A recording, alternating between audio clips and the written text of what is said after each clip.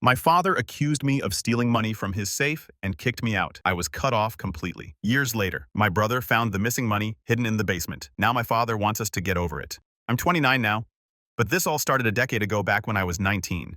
Still living at home, still naive enough to believe that family had your back no matter what.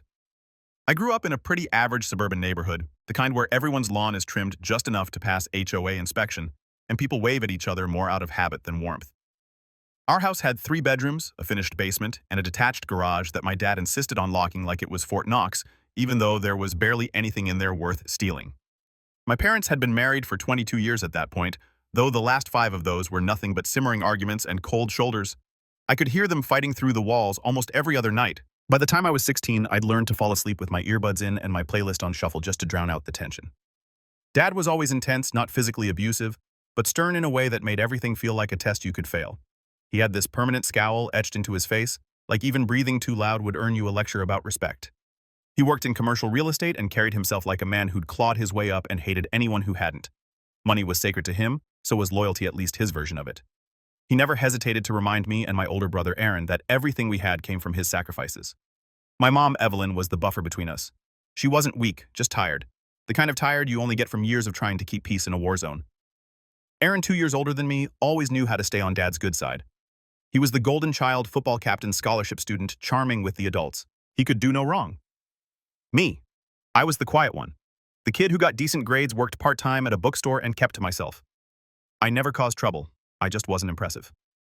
I remember the day everything shifted like it happened yesterday. It was early spring, a week after my 19th birthday. The weather was finally warming up, and I had just come home from my shift when I saw Dad pacing in the kitchen, his jaw clenched, eyes wild. I barely had time to drop my backpack before he turned on me. "Where is it?" he barked. I blinked. "Where's what?" "My cash. The $20,000 I had in the safe. It's gone." I thought he was joking. $20,000. That was more money than I'd ever seen in my life. "You had $20,000 just sitting in a safe." "Don't play dumb," he growled, stepping closer. "I know it was you. You're the only one who knew the combination besides me." I stood there stunned. I had no idea he kept that kind of money in the house, much less that it was missing. I didn't take anything. "Dad, I swear." He didn't even hesitate. Liar. The word hit harder than it should have, not because it was the first time he'd accused me of something. It wasn't, but because this time I could see it in his eyes. He meant it. He truly believed I had stolen from him. Mom came rushing in from the living room, confused and panicked. "What's going on?" "He stole $20,000 from the safe," Dad said, flatly, pointing at me like I was some criminal he just caught red-handed. "What?" "Christopher would never." "Don't defend him, Evelyn. The money's gone and he's the only one who had access. It doesn't take a genius to figure this out." Aaron showed up a few minutes later, clearly having been called home from wherever he was. He looked between us, confused, then said nothing. Not a word. Just stood next to Dad with that same skeptical look he always gave me when he thought I was being overdramatic. I tried to defend myself. I begged him to listen. I even offered to let them check my room, my bank account, everything. But it didn't matter. Dad had already decided I was guilty. Mom didn't say much after that. She just looked defeated, like something had finally broken inside her. Aaron stayed silent, and that silence was somehow worse than anything else. That night, Dad told me to pack my things and leave. I wasn't welcome under his roof anymore. I had nowhere to go. I hadn't even started college yet. My savings were pitiful, and I'd never even looked into apartments because I assumed I'd be living at home for at least another year while I figured things out. But none of that mattered. Within 24 hours, I was out. I spent the first 2 weeks crashing on a coworker's couch and trying not to cry every time I looked at my phone. Not because I was waiting for Dad to apologize. I knew better. But because Mom hadn't called, Aaron hadn't texted. No one reached out. I felt like a ghost. And then the rumors started. Extended family, friends of the family, even a few people from my old high school. "I heard you stole from your dad. What happened with the money?" "I didn't think you were like that." I realized then that Dad hadn't just kicked me out. He'd gone out of his way to scorch the earth behind me. Every Thanksgiving, every Christmas, every family event, I was the elephant in the room who wasn't invited. And if I was mentioned, it was with a shake of the head and a story about how I'd chosen a different path. I tried to move on. Really, I did. I worked, saved up, eventually enrolled in community college, transferred to a state school, got a degree in digital media. It wasn't glamorous, but it was mine. I built a life. I made friends. I learned how to carry the weight of being the disappointment. And yet, no matter how far I got, the ache never fully left. I'd hear about Aaron getting engaged or see pictures of family gatherings online, always missing one face, and it would hit me all over again.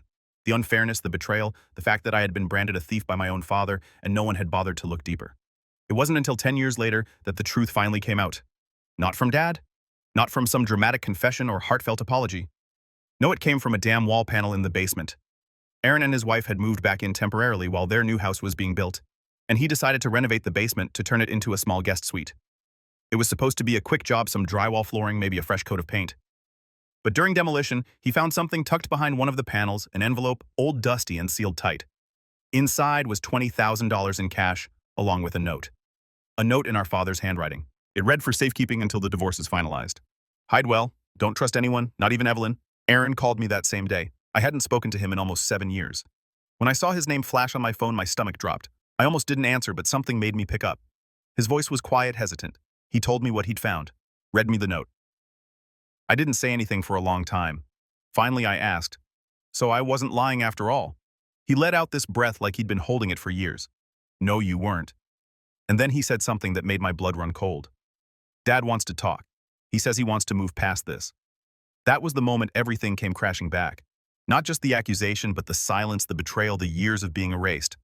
I didn't answer him right away because I knew that whatever came next, it wasn't going to be a simple conversation. And that's when the real story began. When I hung up the phone that night, I sat in my dark apartment for almost an hour without moving. No music, no distractions, just me, my thoughts in a wave of emotions I couldn't sort through fast enough. Rage, vindication, confusion, but most of all, something hollow. I wasn't celebrating the fact that I'd been proven right.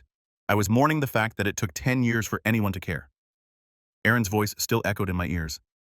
Dad wants to talk. Talk like nothing happened. I didn't sleep much that night. My mind kept replaying old scenes like a cursed slideshow I couldn't shut off. Dad standing in the kitchen with his finger in my face. Aaron watching silently as I packed up my things. The way my mother wouldn't even meet my eyes as I walked out the front door with 2 duffel bags and nowhere to go. The weeks afterward, when my phone stayed silent. When the people I called family didn't lift a finger to check if I was okay. And now he wanted to move past this. The next day, I got another call, this time from my mom. It was the first time I'd heard her voice since I sent a card for her birthday 5 years earlier. No reply, no thank you, just silence. And now suddenly here she was. Christopher, she said softly. Aaron told me what he found. We didn't know. I didn't say anything. I let the silence hang. I should have believed you, she whispered. That sentence didn't land the way she thought it would. It wasn't a salve. It was a shovel, digging up everything I'd buried. Her silence all those years hadn't been neutral. It had been a choice. She had chosen comfort, chosen to preserve Dad's ego over defending me. I lost 10 years of my family, I said finally. Because no one believed me. I know, and I'm so sorry. Your father? He thought you'd been sneaking around the house at night. He was under a lot of stress from the divorce. And no, I cut in. Don't make excuses for him. There was a pause, then a quiet. He wants to apologize. Did he say that, or are you hoping I'll make it easier for everyone? She didn't answer that. I didn't hang up, but I ended the call quickly. My mind was spinning. I didn't know what I was supposed to do with all this. There was no roadmap for what to do when your family suddenly remembers you exist. A few days passed. I ignored 2 more calls from Aaron and 1 from my dad. Then a text. Dad, I made mistakes. Let's talk, please. I stared at it for a long time. I wish I could say that I didn't care anymore, that I'd moved on, built a better life, and wasn't affected. But that would be a lie. I did care deeply, too deeply. That text opened wounds I thought had scarred over. So after a week of debating with myself, I agreed to meet. We chose a neutral location, some cafe halfway between our places. Aaron came too. I hadn't seen either of them in almost a decade. Dad looked older, thinner. His hair had gone almost completely gray, and the deep lines around his eyes looked like they'd been carved from guilt. Aaron looked mostly the same, though there was something about his posture. More cautious, less confident. When I walked in, they both stood up, unsure whether to shake my hand or hug me. I just sat. No one spoke for a moment. Then Dad cleared his throat. You look well? I said nothing. He tried again. I know I don't deserve to ask this, but I'd like to say I'm sorry. His voice was tight, controlled, like he'd rehearsed this. I finally looked up. Sorry for what? He blinked. For accusing you, for throwing you out. For not believing you. That's a start, I said. But it's not everything, is it? Aaron looked uncomfortable. He shifted in his seat. Dad exhaled slowly. I was going through a lot back then. Your mother and I stop, I said sharply. Don't blame the divorce. Don't deflect. You told everyone I was a thief. You burned every bridge I had. You made sure no one would take my side. I didn't just lose a home. I lost my entire family. Dad stared at the table. I thought you'd taken the money, he said finally. I panicked. I was angry. I wanted someone to blame. So you picked your son. I picked the one who wasn't Aaron, he muttered. It was the first time he'd admitted it out loud. The golden child. The quiet one. It had always been that way. Aaron leaned forward. I should have said something back then. I knew it didn't make sense. You never lied, never stole, never even raised your voice. Then why didn't you defend me, I asked. He looked ashamed. Because it was easier not to. Because Dad had already made up his mind, and I didn't want to be next. There it was. Easier. That word hit me like a slap. Easier to abandon me than risk their own comfort. Easier to let me carry the weight of something I didn't do than confront the man who ruled over us like a dictator. Dad finally looked up. I know I messed up, but I want to fix this. I want to have a relationship again. I stared at him at his wrinkled face, the eyes that once looked at me with disgust, now pleading for forgiveness. You didn't just mess up, I said slowly. You ruined my life for years. You told every cousin, aunt, friend, and neighbor that I was a criminal. You never once questioned if you were wrong. He nodded, swallowing hard. I know, and I'll spend the rest of my life making it up to you if I have to. The rest of his life like that was a check he could write. I didn't give him an answer. I just got up, said I needed time, and left. But the story didn't end there because 2 weeks later, I found out something that pushed everything past the point of no return. I was grabbing lunch with my cousin Rachel, one of the only family members who'd ever quietly messaged me over the years, even if it was rare. She'd heard about the discovery in the basement and wanted to catch up. It was the first time I'd seen her in person since I was 19. We were halfway through lunch when she said something that stopped me cold. You know your dad told everyone he filed a police report back then? I froze. He what? Yeah, she said, frowning. He said he had to report the theft to the police for insurance reasons, that you were under investigation. I remember my mom freaking out about it. She said your name would be blacklisted forever. I stared at her. My hands felt numb. There had never been a police report, at least not one I knew of. When I got home, I did some digging. Called the precinct, requested any records associated with my name from that year, and there it was. A report filed under my name listing me as the primary suspect in a domestic theft of $20,000 signed by my father. I wasn't charged because there was no evidence, but it was there, a shadow that had followed me for years without me knowing. It explained why I'd been denied 2 scholarships, why certain jobs never called back, why one landlord suddenly ghosted me after running a background check. He hadn't just thrown me out. He branded me and never told me, never apologized for that, never rescinded it. The next time he called, I didn't pick up. He left a voicemail chipper and casual, as if we were easing back into a relationship. Said he was thinking of having a little family dinner, that Aaron and his wife would be there, and Mom was excited to see me again. I sat there listening, seething. The man who destroyed my reputation, who left me broke alone and lied to everyone I ever cared about, was now planning dinners like we were some wholesome sitcom family. But he didn't know I knew about the report. He didn't know I was already calling lawyers. And he didn't know that this time I would be the one writing the story. I wasn't going to scream. I wasn't going to beg. I was going to be quiet, strategic, and devastating. Because if they thought 10 years of silence was painful, they were about to learn what real consequences felt like. After I found that police report, something shifted inside me. Not just anger, though, yes, there was plenty of that, but a deeper realization, the kind that forces you to see your life with new eyes. For 10 years, I thought the worst of it was the exile, the cold shoulders, the empty phone screen. But now I understood it had gone much further. My own father had deliberately planted a legal stain on my name, one that followed me silently through job applications, rental agreements, scholarships, and internships, like a shadow I never knew I had. I stayed up that night combing through every memory with a magnifying glass. That one internship I was shortlisted for and never heard back. The apartment application that was under review until suddenly it wasn't. The random questions on background checks that always caught me off guard. It all connected now. I hadn't just been downed, I had been sabotaged. The next morning, I printed out the police report and laid it flat on my kitchen table. I stared at it for a long time. It was surreal seeing my name under a list of suspects with a signature from my father at the bottom, like a final stamp of betrayal. No charges, no follow-up, just the existence of the accusation lodged into the system like a splinter. That's when I decided I wouldn't let this be the end of my story. I wasn't going to let a decade of silence and sabotage define me. But I also knew I needed to be strategic. I couldn't let my emotions steer the wheel. I'd done that before, and all it got me was heartbreak and isolation. This time I'd move carefully, quietly, like he did. I started with my own name. I requested every background check I could run on. Myself paid for the full reports and combed through them. Sure enough, that report came up again and again. No criminal record, but a flag in the system. A filed but uncharged domestic theft case tied to my name. I consulted with a lawyer, someone I found through a friend in the nonprofit sector. She was sharp, patient, and had this calm way of talking that made you feel like nothing was impossible. This is going to take time, she told me after reading the documents. But it's not irreversible. She explained the steps. A petition to expunge or seal the report, Possibly a defamation case if we could prove malicious intent, especially since I was a minor when it happened. The statute of limitations would make that part tricky, but the emotional damage was real and potentially provable. In parallel, I started journaling, not for a lawsuit for me. For the first time in years, I let myself write down what happened. The night I was kicked out. The months I lived on a friend's couch. The job interviews where I smiled through my teeth trying not to look desperate. The Christmas Eves. I spent eating boxed mac and cheese while scrolling through pictures of my family gathered around a tree without me. At first, the journaling felt awkward, then cathartic, then addictive. I didn't know it yet, but that journal would become the foundation of something far bigger. In the months that followed, I focused on rebuilding not just my name, but my sense of self. I poured my energy into work.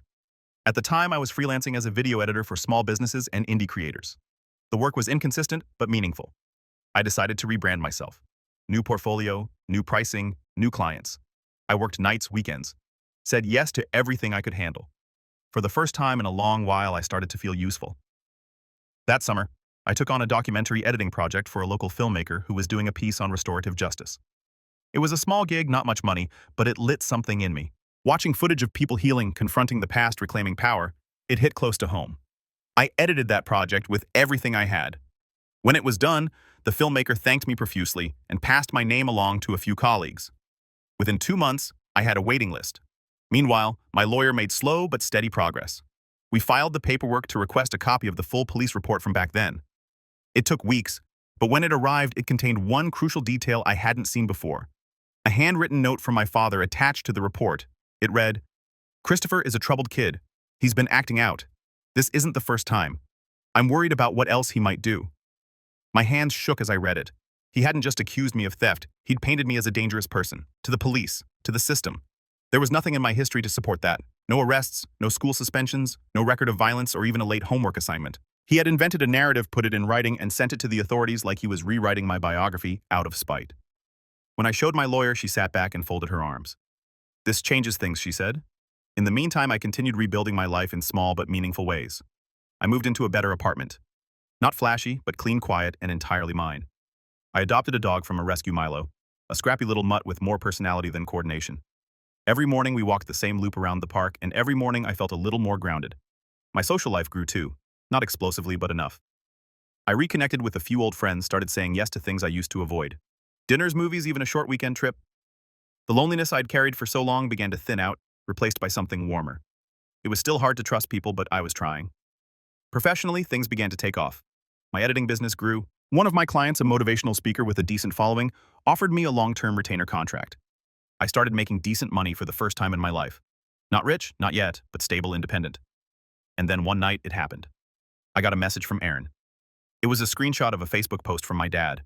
The post was long, overly sentimental, and filled with half-truths. He talked about the power of forgiveness, how family bonds can heal with time, and how rebuilding bridges starts with honest conversations. It ended with a picture of us from when I was a kid, me sitting on his shoulders at a family barbecue, both of us laughing. I felt sick. Not because he wanted to apologize, but because he wanted to control the narrative. He wasn't reaching out to me directly. He was performing for an audience, preemptively managing the optics. My stomach turned as I read the comments. "So glad you're reconnecting. Family is everything. Proud of you for taking the first step." And there it was again. That familiar feeling of being erased, rewritten. He wanted to be seen as the repentant father, brave enough to own his mistakes. But he hadn't told the world the truth. He hadn't admitted to the police report, or the 10 years of abandonment, or the smear campaign. He ran behind my back. He wanted redemption without accountability. That was the moment I knew. I couldn't let this go quietly. I wouldn't be vindictive, but I would not be silent. Not anymore. I pulled out the journal I'd been keeping and started typing. I poured every memory into a document. I didn't hold back. I didn't dramatize. I just told the truth. I included dates, details, screenshots, and documents carefully, methodically. I wasn't planning to post it yet. I wasn't sure where it would go, but writing it made me feel strong. And one night, as I sat reading through it, I realized something. He thought I was still 19, still quiet, still scared to rock the boat. But I wasn't. Not anymore. He thought his apology dinner and Facebook post would clean the slate. But I had built something stronger than approval. I had rebuilt myself, and soon I would decide what to do with the truth. Because justice wasn't just about being believed, it was about being heard. And he was going to hear every word. I didn't write the post to go viral. That was never the point. When I started typing it, it was just for me. A letter I would never send. A truth I needed to get out of my chest so I could finally breathe. But as I edited it, as I scrolled through page after page of dates, screenshots, photos, and memories, something began to take shape. It wasn't just a rant, it was a record, a decade of silence documented. The kind of story that didn't need exaggeration because the truth was heavy enough. I titled it simply, 10 years ago my father accused me of stealing $20,000. This week my brother found the money behind a wall. I didn't post it. Not yet. But it sat there on my desktop saved in 3 places, Google Docs, an external drive, and an encrypted backup. I wasn't going to let this one disappear. This time, I was the one in control. But I knew that before I made any moves, I needed to understand what my father had been doing all these years. I'd been focused on surviving, rebuilding, moving forward. But he'd had a decade to shape the narrative however he wanted. And if that Facebook post was any sign, he was already laying the groundwork for his redemption arc. So I started asking around. I reached out to Rachel again, the cousin who had warned me about the police report. She was cautious at first, not sure how much she should say, but once I promised to keep her name out of anything public, she started opening up. After you left, he told everyone it was just too painful to talk about.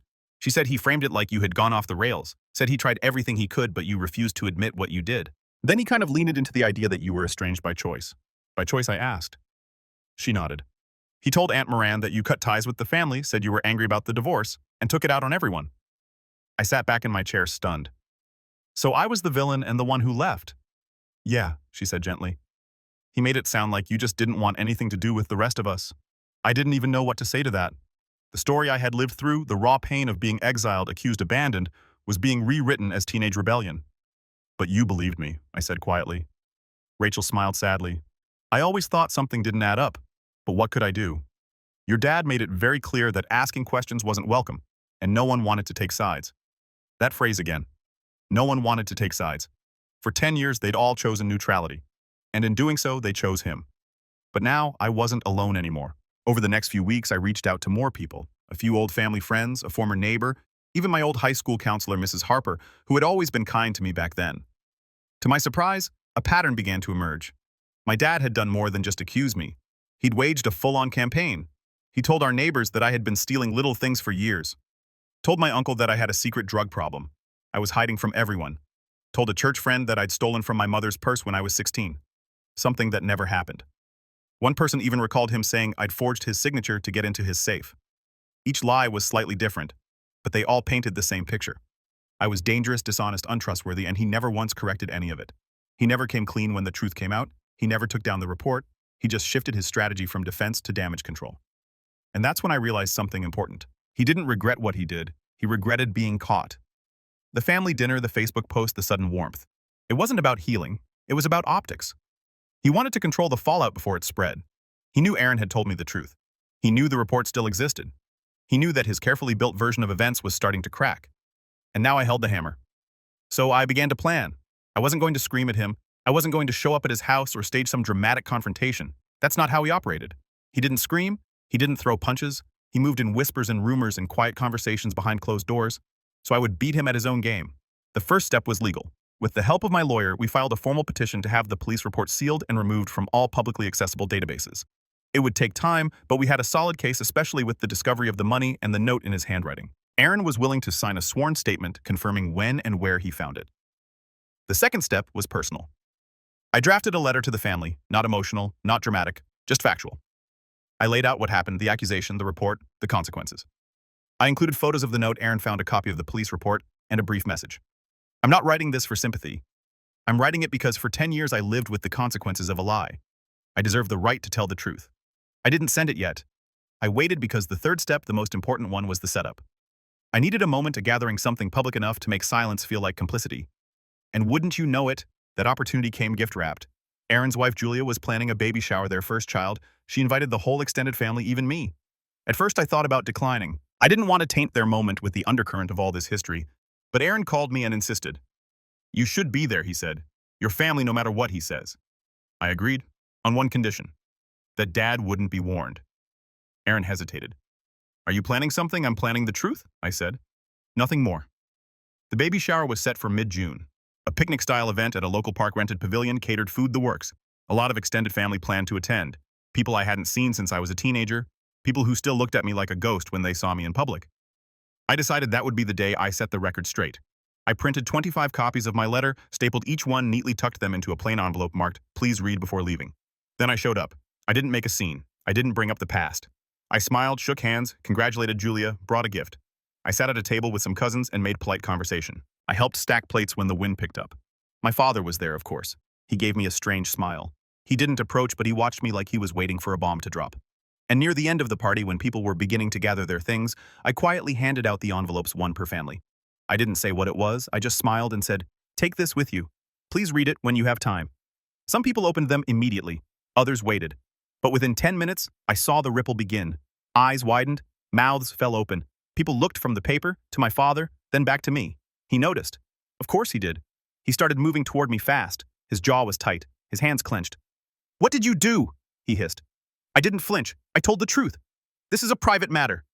"No," I said. "You made it public the moment you told everyone I was a thief. You're trying to destroy this family." "No, I'm reclaiming my name." He looked like he wanted to explode, but the eyes on him stopped him. For once, he was the one under scrutiny. For once, the whispers weren't about me. I didn't stay long after that.